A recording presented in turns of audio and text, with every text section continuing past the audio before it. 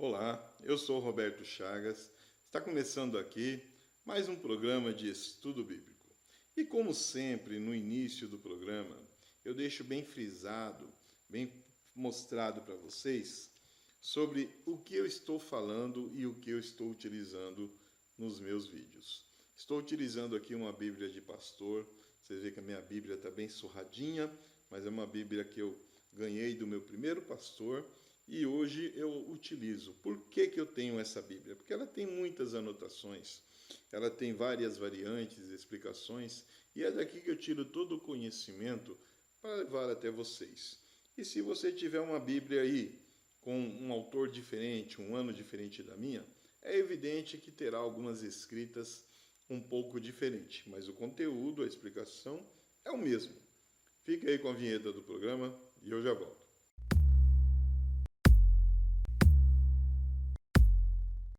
Então vamos dar continuidade aqui ao estudo que nós estamos tendo.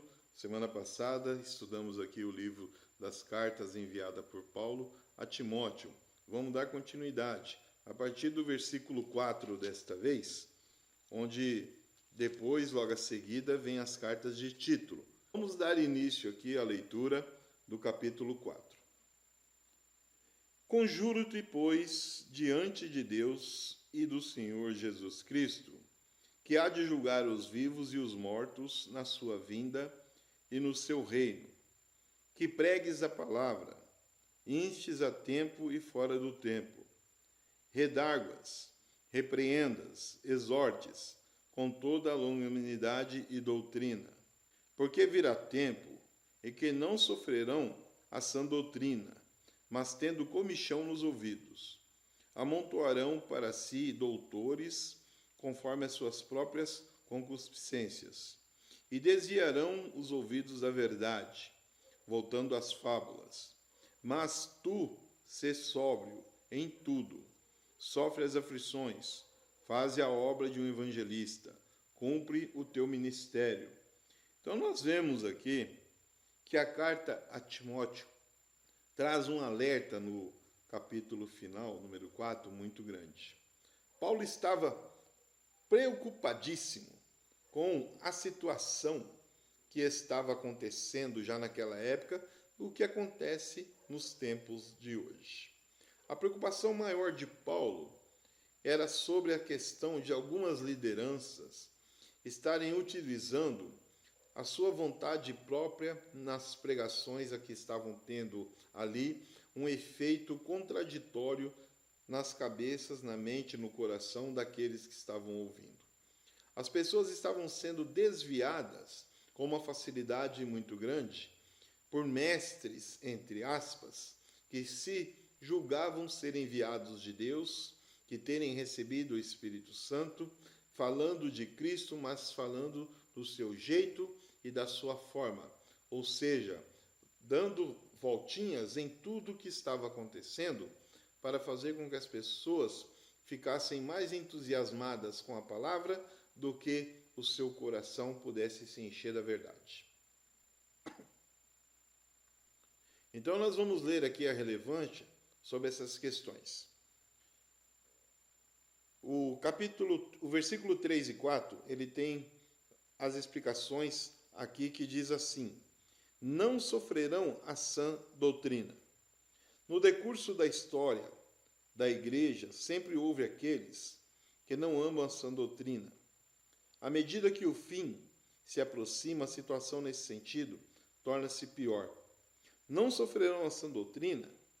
Muitos professarão ser cristãos, frequentarão as igrejas e mostrarão que servem a Deus, mas não aceitarão a fé apostólica, original do Novo Testamento, nem as exigências bíblicas ordenado que o crente separe-se da injustiça. Então, isso tudo que Paulo está falando aqui, está acontecendo nos tempos de hoje. Nós temos visto que a modernidade adentrou nas igrejas de uma forma que tem dominado o ser humano, o líder e aqueles que são seus congregados. Nós vemos por aí hoje uma infinidade de igrejas. Eu não sou contra usar a modernidade, eu estou usando a modernidade. Mas se você reparar aqui, eu estou dentro do salão da igreja. Aqui é a parede de fundo. Já gravei em outros pontos aqui da igreja. Então, o que acontece? Hoje, não é utilizado somente aquilo que você precisa para trazer um culto honroso, um culto que realmente honra o nome de Deus, um que tem ali a ordem e a disciplina. Não, há também outras coisas acontecendo que têm tirado toda a atenção de Jesus e da palavra verdadeira.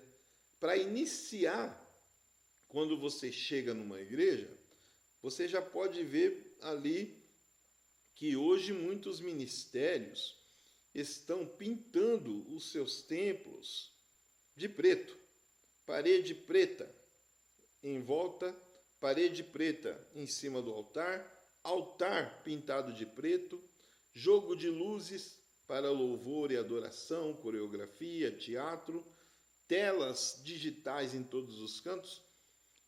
Isso tudo tem tirado a atenção da palavra.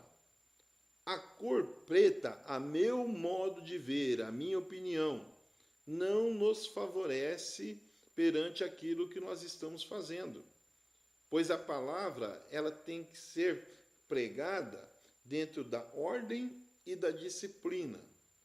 E a cor preta me leva nos meus tempos, que eu era muito novo, que eu era muito jovem, e frequentava salões de baile em São Paulo. Onde eu entrava num lugar, você vai ter duas explicações aqui que eu vou dizer. Quando você vai ao cinema e o filme já começou e está tudo apagado as luzes, que você chega da rua, automaticamente a sua vista ela vai ter que se adequar à condição ali da escuridão para poder enxergar um ponto ali, um banco vazio para você sentar. Então você tem que aguardar. Se a tela do cinema der uma claridade, você consegue enxergar um pouco melhor. Se não, você tem que aguardar a sua vista se adequar a este momento. Dentro de um salão de festa que eu frequentava antigamente, era a mesma situação. Ao chegar dentro do salão, para não sair trombando, pisando no pé das pessoas, eu aguardava em um pequeno canto até minha vista se acomodar, porque tudo é preto. Tudo ali é escuro. E isso, hoje na igreja, me faz lembrar esses lugares que não tem ordem, que não tem disciplina. Então, se você tem a mesma opinião que eu tenho, você já sabe onde eu quis chegar aqui neste momento. Teremos que responder, nós como líderes, todos os nossos atos. Mas para que você precisa aumentar o tempo que você terá que responder dos seus atos? Diminui, fica mais fácil para você. Então vamos continuar. Paulo está aqui falando sobre não sofrerão a sã doutrina. E é tudo isso. Sofrer a sã doutrina é você tomar decisões que não são adequadas na explicação da palavra. É tomar decisões na pregação de falar coisas que estarão ali preenchendo lacunas desnecessárias. Para quem escreve, é leitor de livros, nós falamos assim, encher linguiça. Para que você vai aumentar ali a sua pregação, enchendo um monte de coisa que não está na Bíblia, colocando fábulas do seu coração, se não está ali levando a pessoa à salvação? Pelo contrário, a pessoa chega vazia e sai de lá mais vazia ainda. Então nós temos que tomar muito cuidado, pois iremos sofrer tudo isso que Paulo está falando.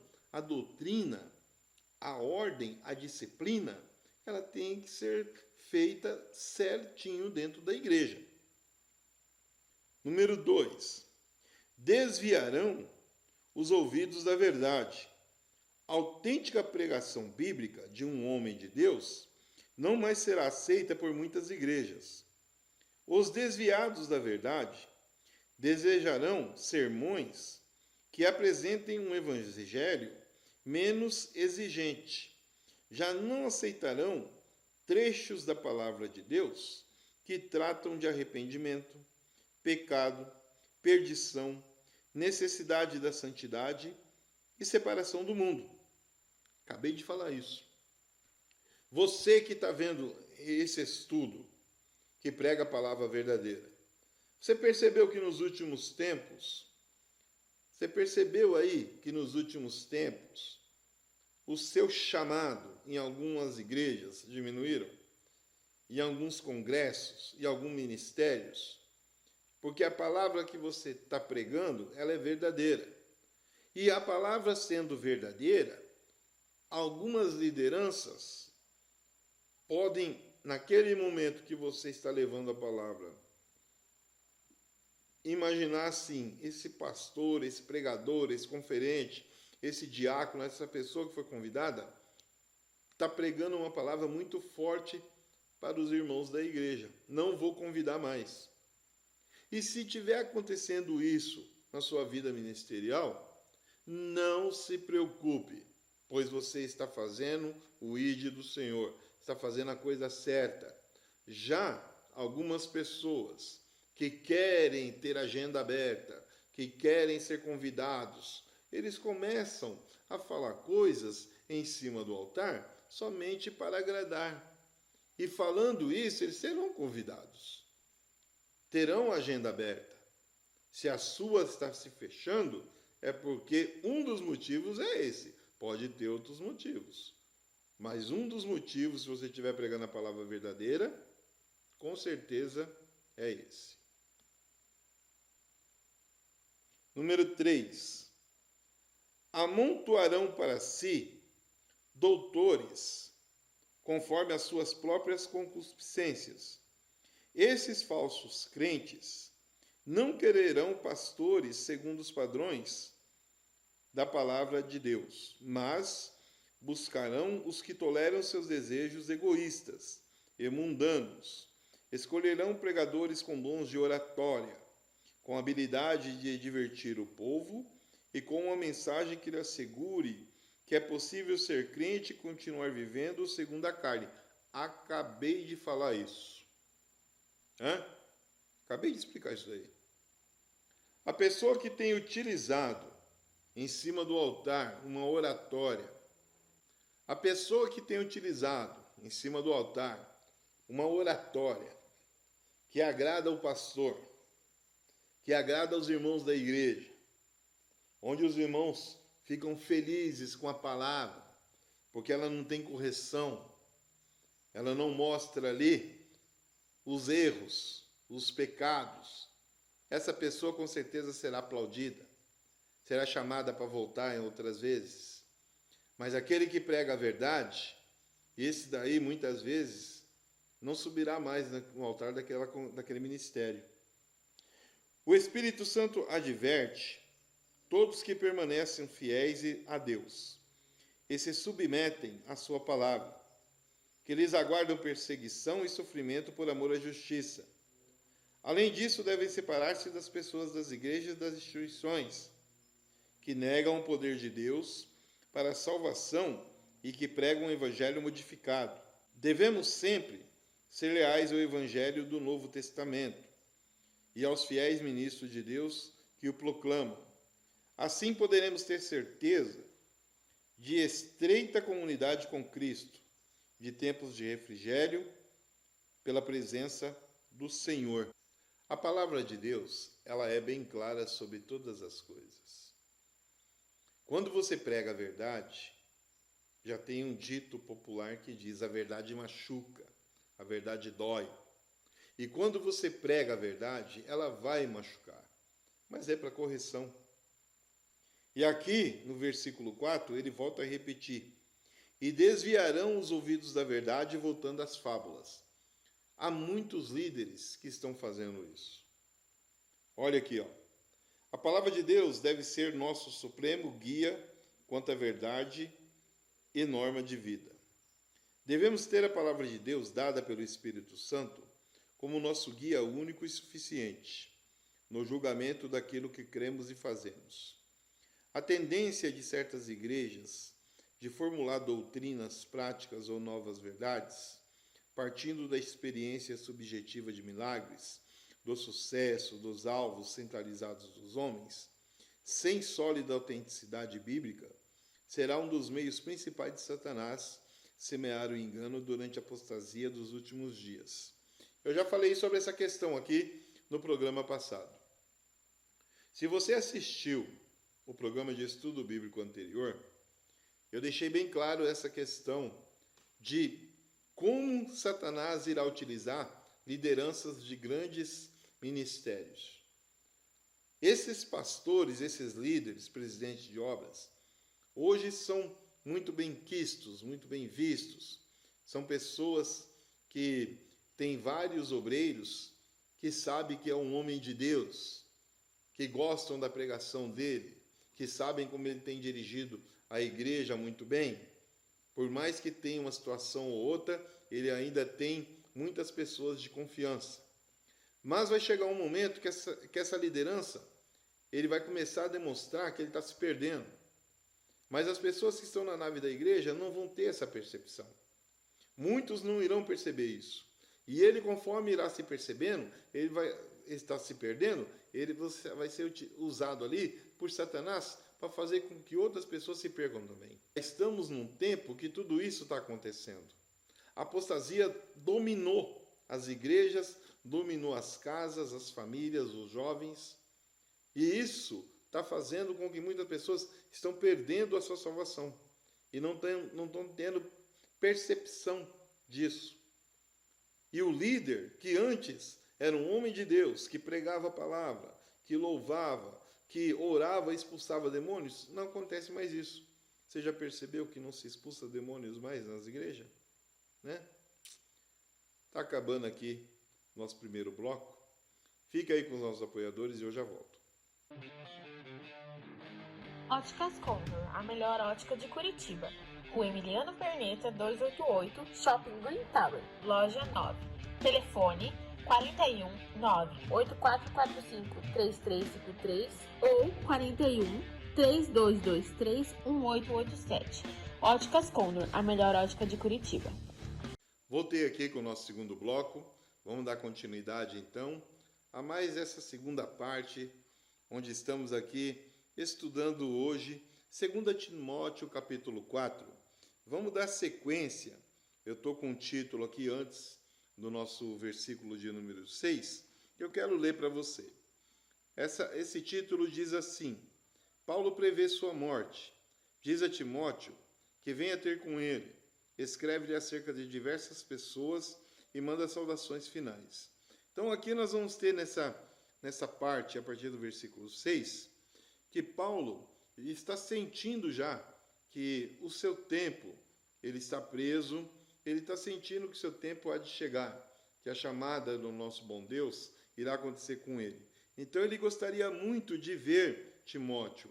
Ele não quer só ficar enviando cartas, ele quer também vê-lo pessoalmente, talvez para se despedir, mas também para passar mais informações e algumas coisas para que Paulo esteja mais ali ciente que Timóteo está bem encaminhado. Então vamos ler aqui. Porque eu já estou sendo oferecido por aspersão de sacrifício, e o tempo da minha partida está próximo.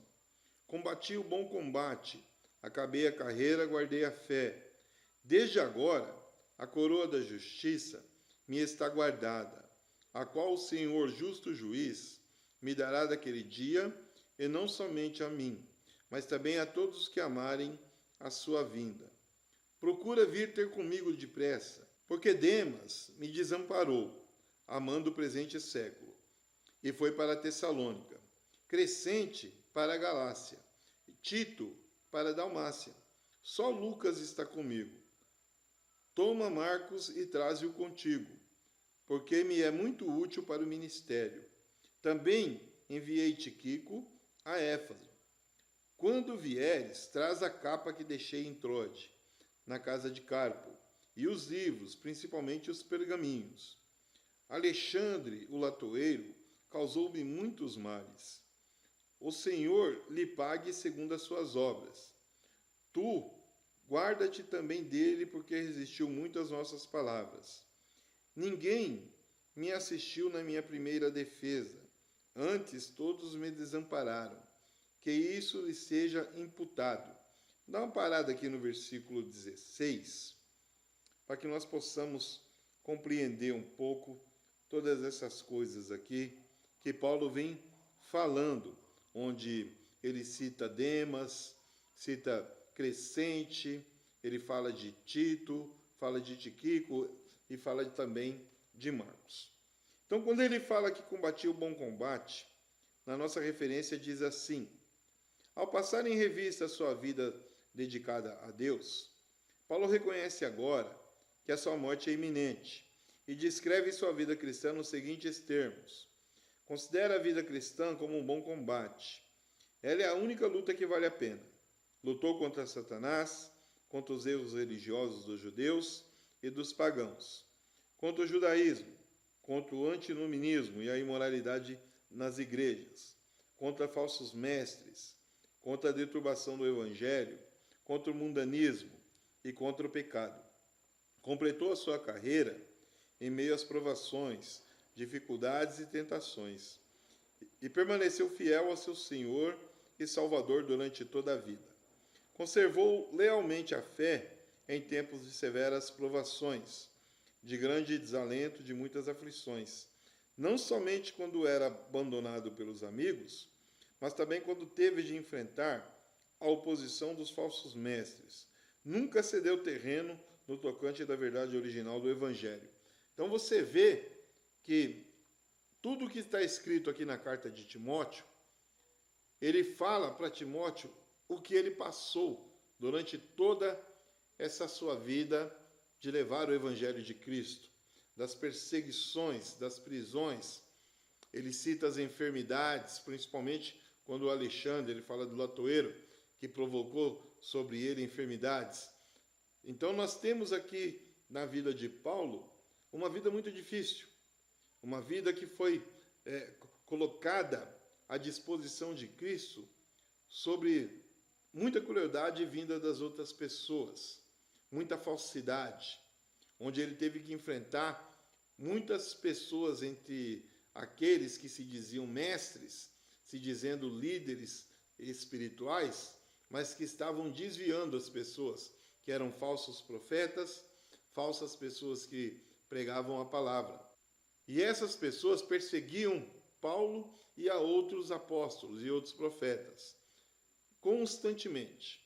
Perseguiam, faziam muitas acusações falsas, onde ele se chegava, ele era preso, ele era detido. E agora ele começa a sentir, ele deixa bem claro essa questão, que Deus logo, logo irá chamá-lo. Ele começa a sentir que as forças dele estão se acabando. Paulo começa a sentir que a vida dele, a missão que foi dada a ele pelo nosso Senhor Jesus Cristo, está terminando o seu cumprimento. Então ele pede ali para Timóteo que possa vir e trazer com ele algumas pessoas.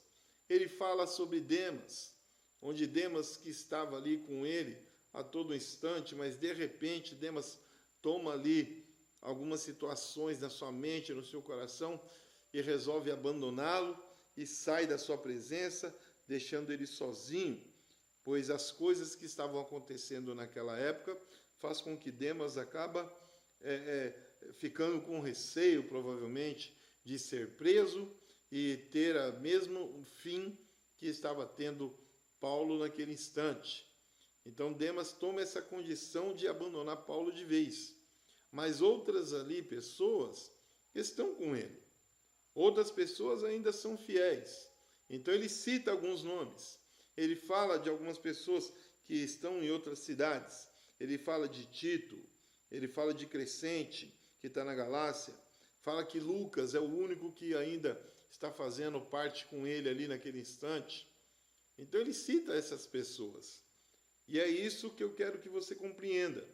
Que você vai ser abandonado, você vai ser acusado, você vai sofrer aí perseguições. Basta você fazer a coisa certa, fazer a verdade, pregar a verdade, seguir a doutrina. Tudo isso vai acontecer com você também. Não é diferente.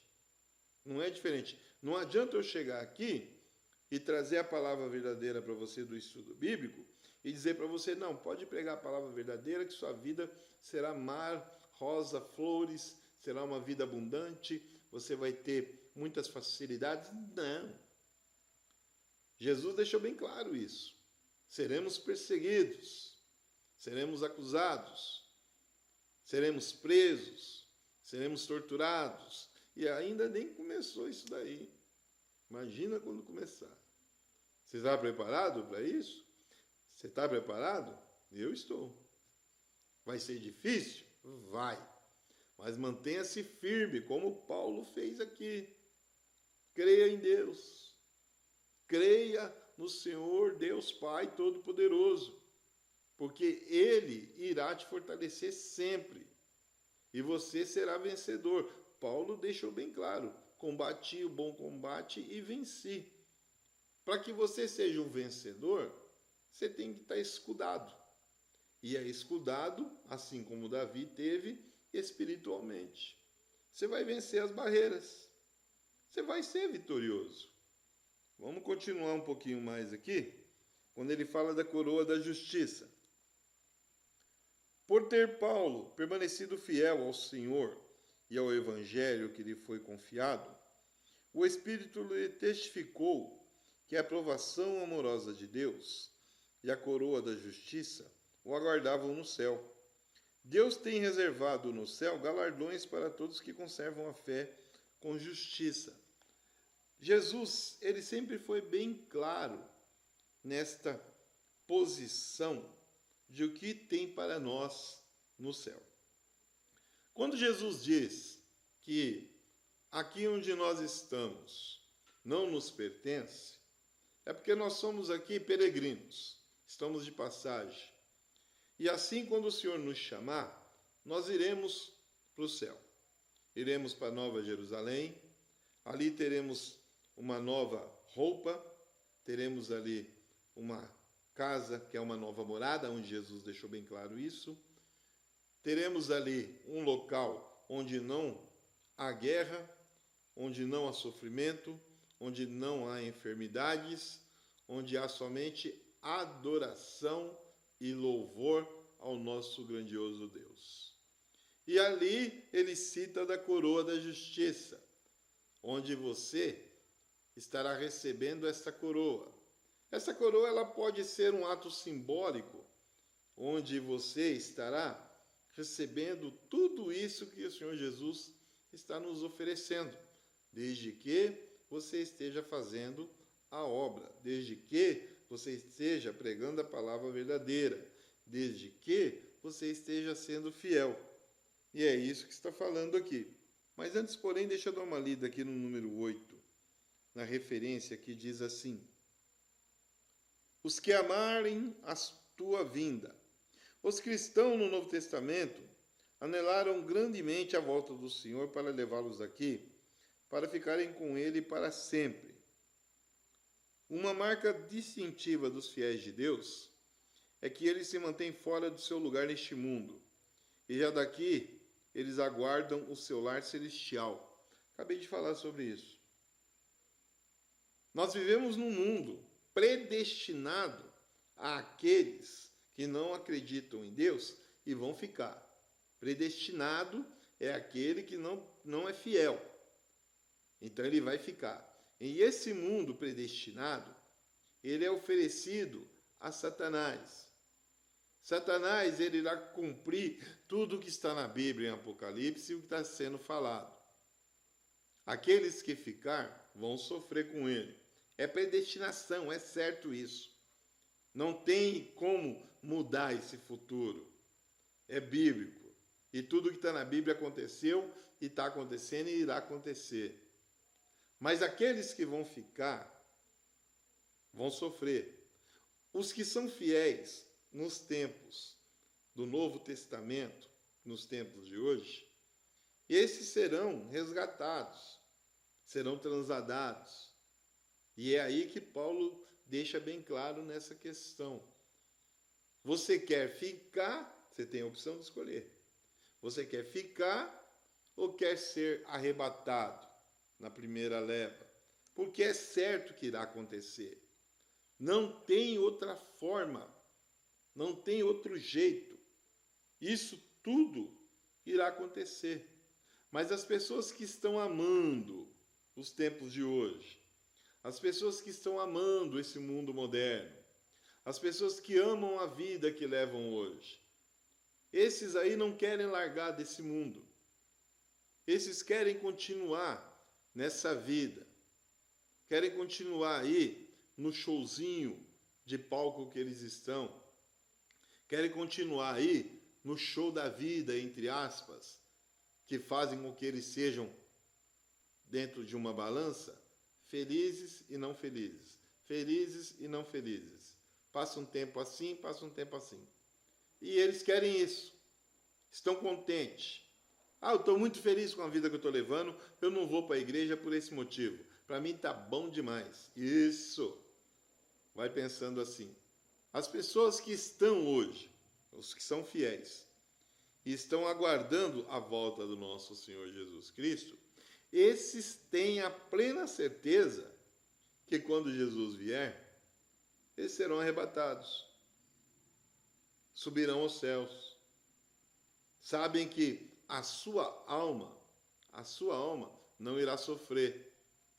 Já os outros, que por mais que você fale com um familiar seu, fale com um amigo, com um vizinho, com uma pessoa que você ama, para que a pessoa possa vir aceitar Jesus, a pessoa diz, não quero, ainda não é hora. Que hora que é então?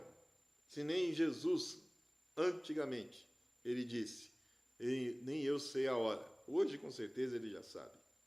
Mas nós não sabemos. Nós não sabemos a hora. Mas Jesus, com certeza, já sabe. E você diz que não é hora, não é o momento. Você precisa colocar o seu pensamento em ordem. Você precisa ver as coisas mais corretamente para não perder a sua salvação.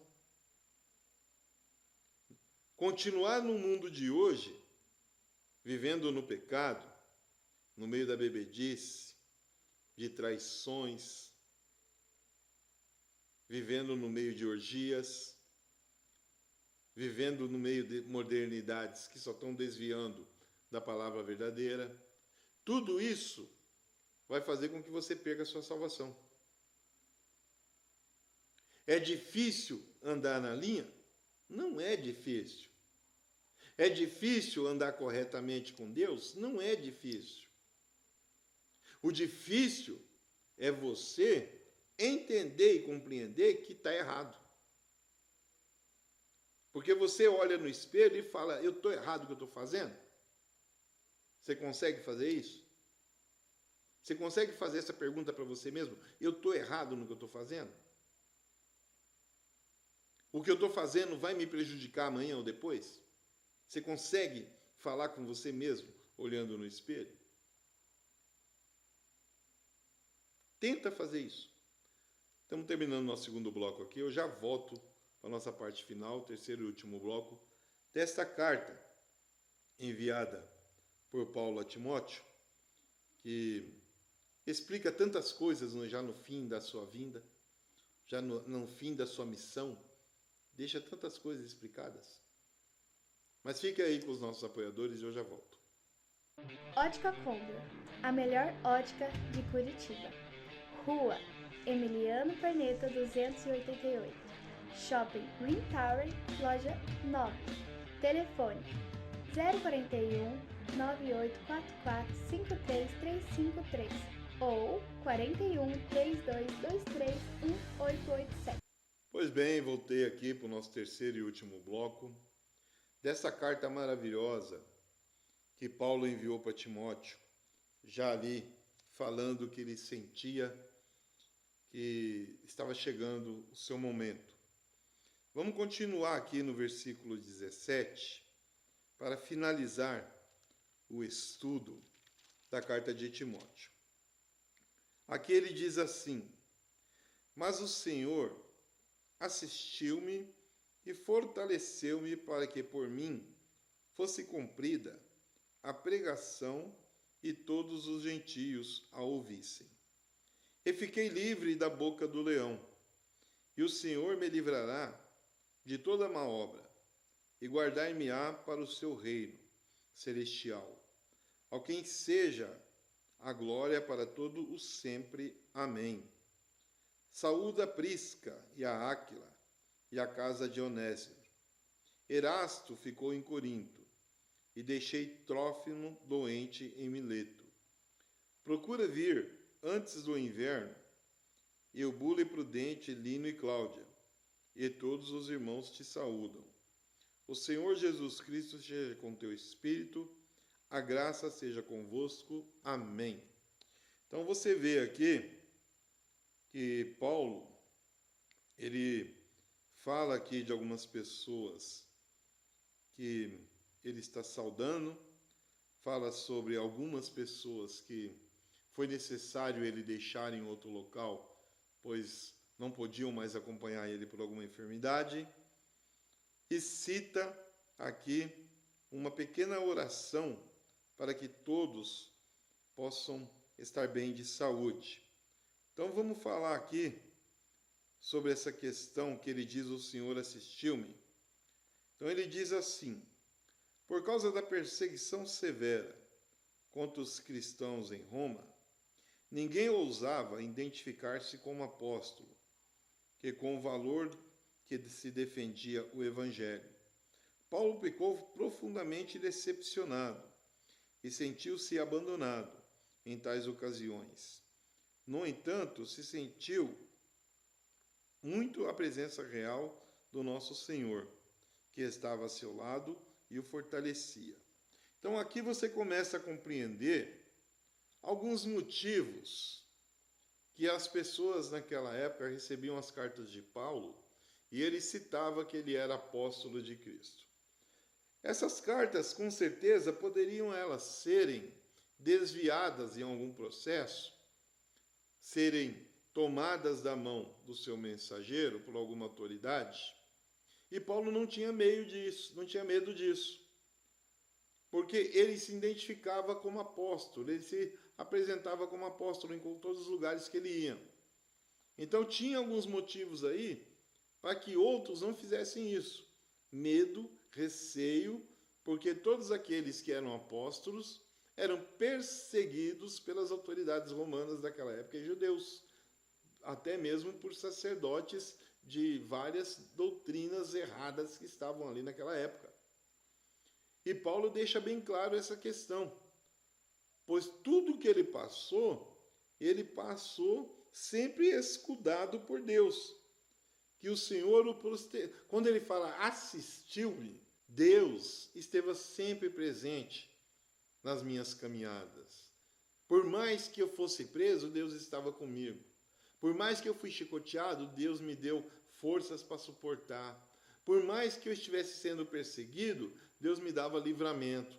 Por mais que tentaram me matar, Deus estava comigo com um escudo protetor.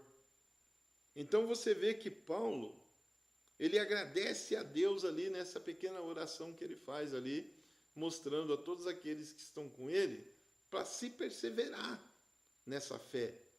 Paulo está transmitindo a fé dele para as outras pessoas. E é isso que nós fazemos aqui. Nós mostramos às pessoas que nós temos fé. Porque por mais que você esteja passando por uma dificuldade, hoje muitas vezes a financeira é o que mais atinge as pessoas, mas a enfermidade também atinge, nós que somos líderes também passamos por essas dificuldades. Mas Deus nos dá a vitória. E nós cremos nessa vitória tanto que estamos de pé. E é isso que nós passamos para vocês. Aí ele continua aqui falando assim: que a graça seja convosco. Essas são as últimas palavras de Paulo nas Escrituras, registradas enquanto ele aguardava o martírio num cárcere romano. Do ponto de vista do mundo, a vida do apóstolo estava para terminar num trágico fracasso. Durante 30 anos, largara tudo por amor a Cristo. Pouca coisa ganhara com isso, a não ser perseguição e inimizade dos seus próprios patrícios. Sua missão e sua pregação aos gentios resultara no estabelecimento de um bom número de igrejas, mas muitas dessas igrejas estavam decaindo em lealdade a ele, à fé apostólica.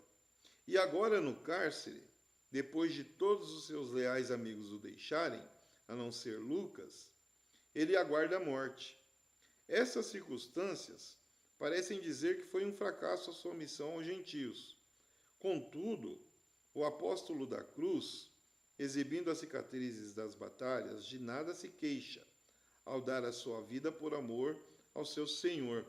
Muitas pessoas estudiosos costumam dizer que essa morte de Paulo dentro de uma prisão significa que a vida dele não foi totalmente uma missão cumprida, pois ele não morreu ali fazendo o evangelho, ele não morreu solto, ele morreu preso. Então, para muitos estudiosos aí, teólogos, entre aspas, dizem que a missão dele foi um fracasso. Já eu digo para você, e a Bíblia confirma, que não foi. Porque ele conseguiu atingir a sua missão. E a Bíblia é bem clara. Paulo ele abriu muitas igrejas. Paulo ele batizou muitas pessoas. Paulo ele ordenou ali, consagrou muitos pastores, muitos ministros da palavra. Ele fez com que muitas pessoas estivessem ali, devido às suas cartas e seu exemplo, que pudessem levar uma palavra verdadeira, animando as pessoas, por mais que estivesse passando por uma dificuldade financeira ou outra coisa qualquer, ele animava ali a todos eles, tanto homens como mulheres. Você vê que ele cita Cláudia. Então nós temos aqui, na missão de Paulo, concluída. A missão de Paulo foi concluída. Não podemos dizer que Paulo não concluiu sua missão. Não podemos falar isso. Seguindo um pouco mais aqui, nas referências, fala assim, ó. Agora 2000 anos já são passados, todavia a influência de Paulo excede a de todos os servos de Deus no seu reino. Os inscritos dele são parte essencial das Sagradas Escrituras e têm levado um número incontável de pessoas à fé em Cristo. Que ninguém fiel a Jesus Cristo, mesmo parecendo que tenha realizado pouca coisa para Deus, pense que a morte põe fim aos resultados do seu trabalho aqui. Deus lança a mão dos nossos esforços sinceros e devotados, e o multiplica muito acima de tudo quanto poderíamos ter imaginado ou esperado. Até mesmo nossos aparentes